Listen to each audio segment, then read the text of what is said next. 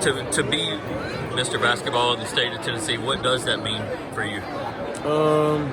Probably means it means a lot to me, but being Mr. Basketball is never my goal. You know, my goal is to win state championship. So I feel like we can do that Saturday.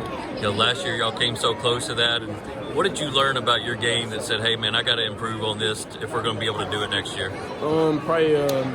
Every day when you step on the floor, you got to improve somehow. So every time I step on the floor, I try to get better on all categories: shooting, dribbling, or defense, whatever it is. You know, last year I watched y'all play, and I think in the first round against Bearden, I don't think you attempted a three-pointer. And now this year I see you knocking down 10, 11 and a half. Is that something you really keyed on this year? Yeah, well, in all my other interviews, I tell people I'm really working on just extending my range. And now that I have extended it, I tell people my range is coming off the bus. So, yeah.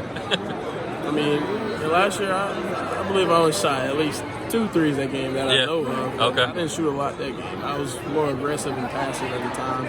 But I think now it'll probably be more shots going up now. You know, I watched you sign autographs, McDonald's All-American.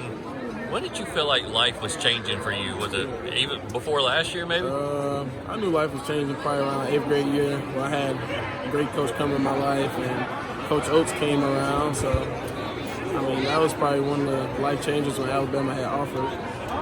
So they offered that early before you even got to high school? They definitely offered early, but I just didn't know where I was going at the time. So when you're looking to get better and you're playing, summer run, pickup runs, whatever, who are guys maybe in the mid-state area that you tend to work out with? There's Garland, Robert Covington.